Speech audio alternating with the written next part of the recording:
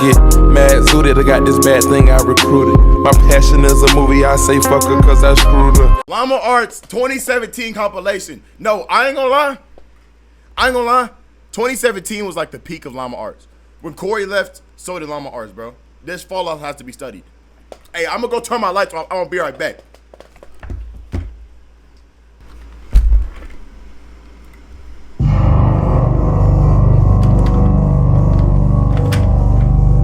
My name is Ethan, and I'm a photographer. You don't know what Llama Arts is? Are you real?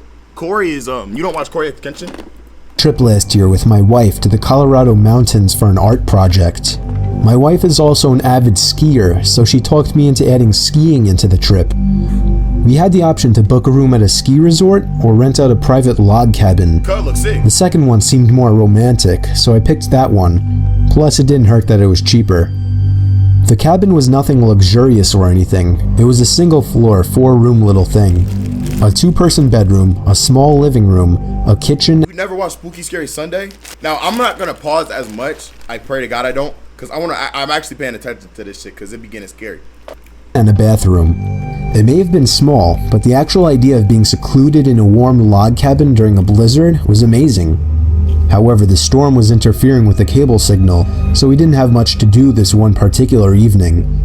It was just starting to get dark out at this point, but there was still a decent amount of light outside, so I thought it would be perfect for getting a few shots and videos in the blizzard for backgrounds and wallpapers.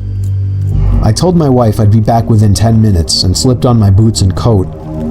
The moment I stepped outside and shut the door, I noticed footsteps leading up to the door in the snow that had blown under the wooden awning. I could see the prints doubled, as whoever left them there turned and went the opposite direction. I was freaked the fuck out, but I wasn't about to go inside and scare my wife. I decided to give in to my curiosity and followed the prints to the right side of the cabin. Right away, I noticed that they led to the bedroom window. My heart froze in fear when I saw this.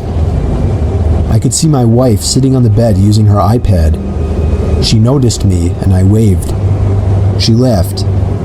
I continued to follow the footprints around the cabin to the other side. They led to the living room window on the other side. Someone was stalking us. His wife's getting fucked right now. Whoever doing this is fucking his wife. But how long ago was the question? I found myself standing there for a good minute asking myself if I should follow the footprints anymore. For whatever reason, I decided I would. They were now leading away from the cabin. I knew I was following the prints to where this person was going, not coming from, simply by the boot marks. I followed the prints away from the opening and into the trees. That was where I saw him. A man wearing a black coat facing a tree, slouched down looking This might be Cardi. at the ground. He was still as a statue, and I could see the snow piling up on his hood and shoulders. Oh, hell no. Statue. Look at Buddy's hands. Look at this nigga's hands. These are Hispanic construction worker hands. And I could see the snow piling up on his hood and shoulders. I froze in my tracks, trying not to make a sound. I would have thought to ask him if he needed help otherwise, but this guy was just standing there not doing anything, like some kind of deranged freak. I started to gradually... Nigga, yes!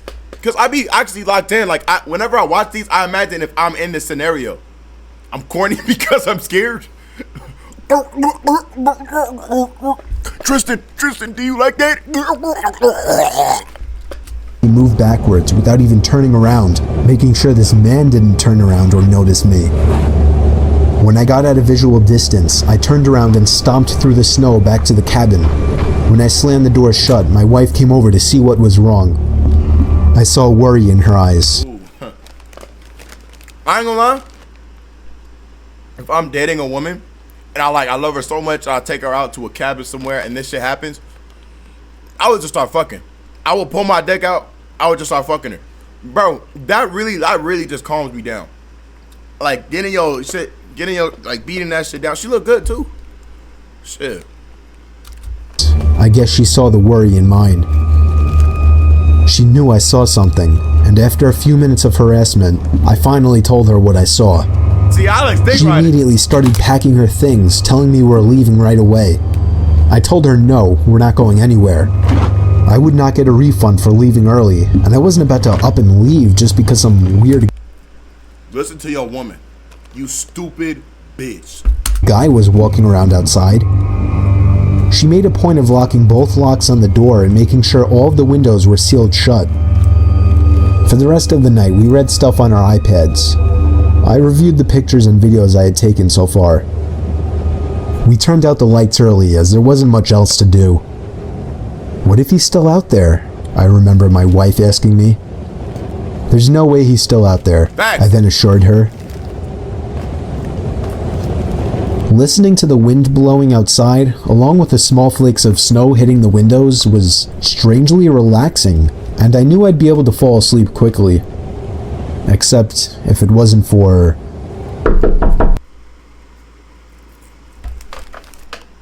Cuh.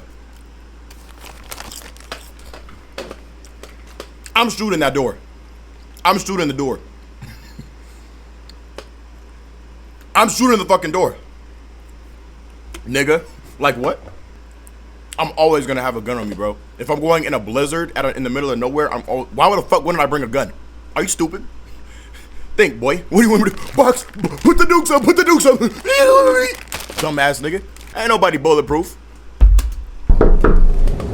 the knock at the bedroom window. I'm spraying that whole door. We were both still awake.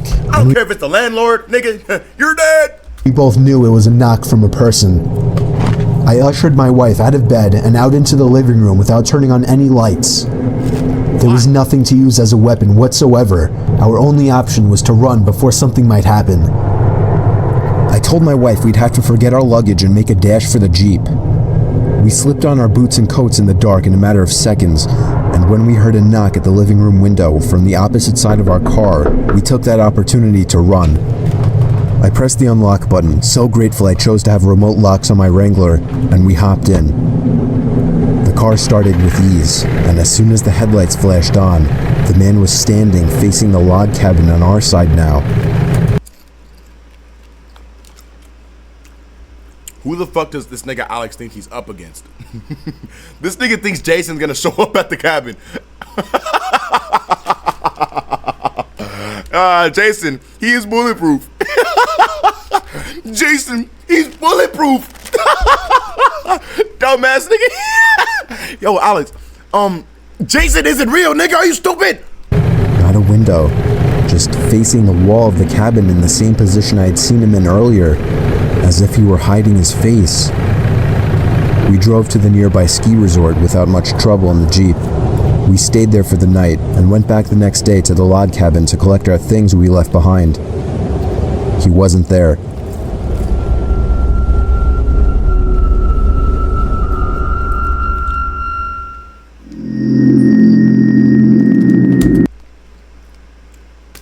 They not gonna show his face? That was a weak ass story. I'm 27 years old. I live alone in a rural town in Virginia, about 2 blocks You know what else? away from my parents.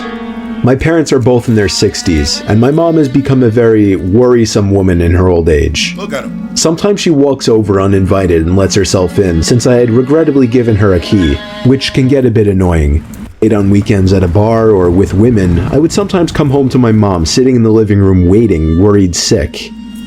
I know you may just think, oh my god, that's crazy, why not just put your phone and tell her to stop?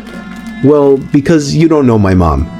It's very hard to describe her, but she's the kind of worrisome, innocent little lady that you just can't bring yourself to go again. Nah, I sure can. If this old ass lady looks at me like this, I'm actually smacking the shit out of her. This is a very scary ass image. And I hate to mention, she also has mild dementia. Anyway, this was Saturday night. I think it was around 2 in the morning. I was at a nearby club with a group of college friends. I did it. Oh, I almost missed this nigga. God damn, he's black as fuck. Damn, I almost didn't see him. It's really the only place to hang out in this boring town, and I was getting ready to head home. I said goodbye to all my friends and walked the 3 blocks it took to get back to my house. I walked up my front stoop in my drunken haze and dug my hand in my pocket for my keys. When I grabbed the doorknob, I realized it was unlocked. My mom was here again. I quietly opened and shut the front door, locking it behind me. I put my keys on the kitchen counter and found a note written in my mom's handwriting saying, "You forgot this at our house, next to the box of half-eaten cake my parents didn't want." Oh, hell no. Nigga. Oh, hell no. Fuck no. Fuck no. Fuck no. Fuck no. Fuck no. What would y'all do in this situation? Imagine your mom, she came over, you assume she's home, you drunk as fuck. By the way, you're not fully sober. So like you're kinda hazy. And then you find out she wasn't there the whole time.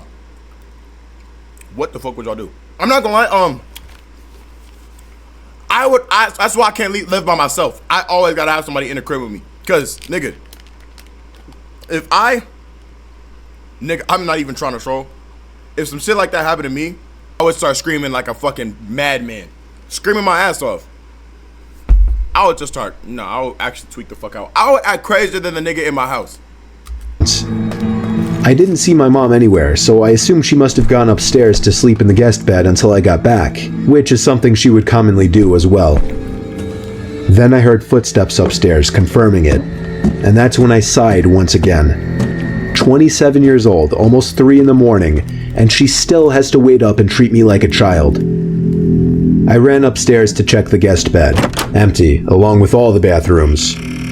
I was afraid Mom was having one of her episodes due to her condition, so I ran to the phone to call my dad. After 4 rings, my dad picked up in a groggy voice, asking what the hell is the matter. After I told him that I heard Mom wandering around upstairs in my house, there was a short pause, and then he said, "That's not possible, she's sleeping right next to me." Nope. I wouldn't have my mom doing that shit, bro. I would have her call, text me, "Hey, I'm at your crib." Fuck no, nigga. And if she can't text me, you're not coming in my house. Especially late at fucking night. Get the fuck out my crib. I don't care how much I love my mama. She know damn well I don't play that shit.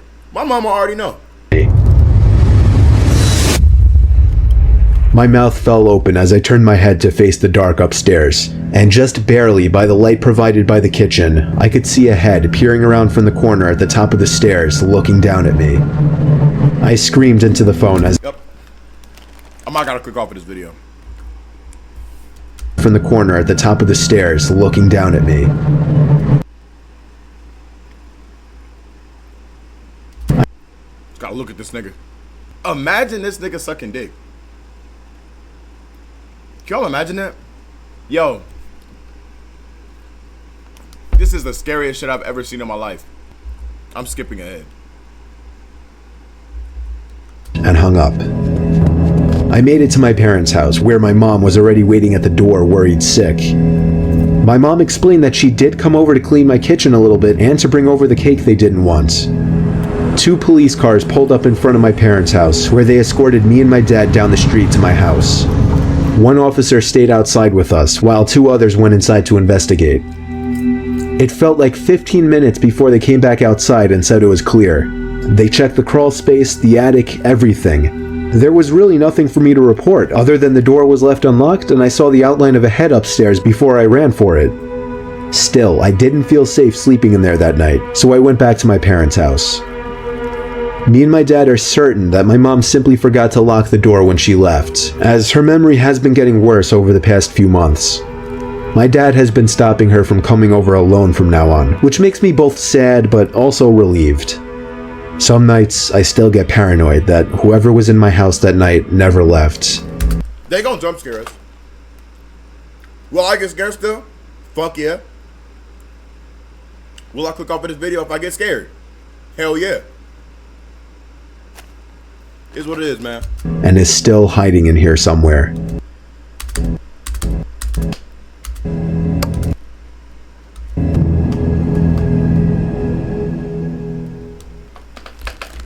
Alright. God, too many thoughts, I can't pick one. Two stories, I be getting them mixed up. That pretty pussy put it in position. She my baby, her world, what I live in. And she was